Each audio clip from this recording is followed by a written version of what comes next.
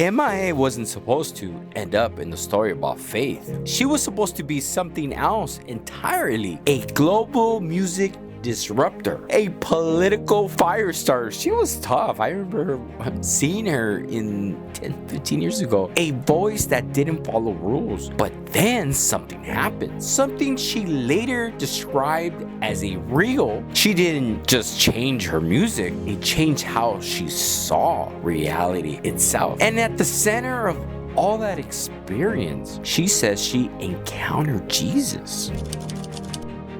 Before anything spiritual, there was M.I.A, and I can't say her last name because it's very difficult. Known to the world as M.I.A, she broke into this global music in the mid-2000s with a sound nobody could recognize. Hip-hop, electric punk, global street culture, all mixed into one. Then came Paper Planes, which I like that song. A song that didn't go viral.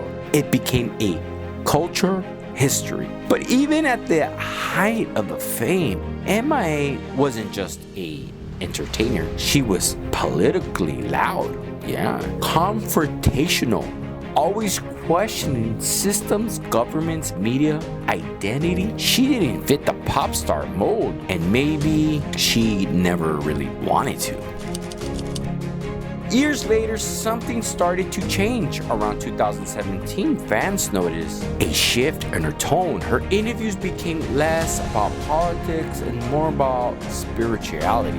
She began speaking in ways that confused a lot of people, not because she sounded different, but because the subject matter changed completely. She started talking about visions, experiences, something she couldn't easily explain. And in those conversations, she mentioned something that caught everyone off guard. She said, Jesus.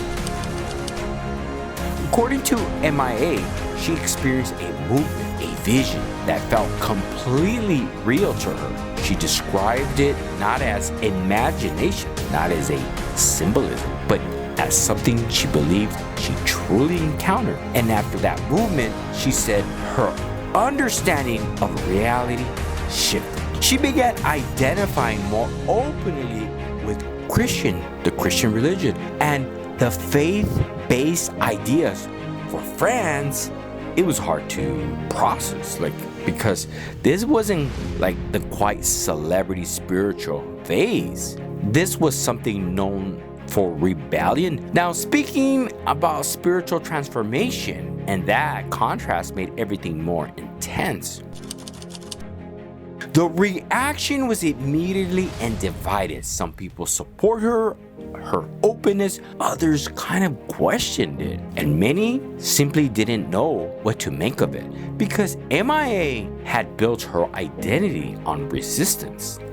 Resistance to symptoms, label controls, expectations. So when she spoke about the Christian faith, it created a paradox in a public eye. Was this a real transformation or something else entirely? She didn't back away from it. If anything, she leaned in harder.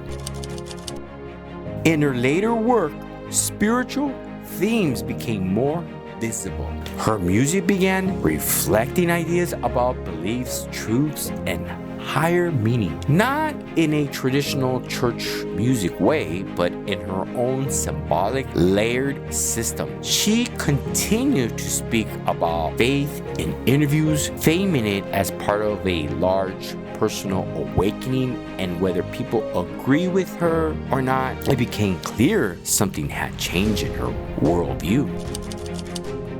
Here's what makes this story interesting. It's not really about whether people agree with her beliefs. It's about what happened when someone intentionally really shifts so deeply that their external life cannot stay the same. Because in M.I.A.'s case, the transformation wasn't just musical, it was external. And that raised a bigger question. So what happens when someone you think you understand says they've seen something that changes everything and they never go back? That's it. M.I.A. Don't rave!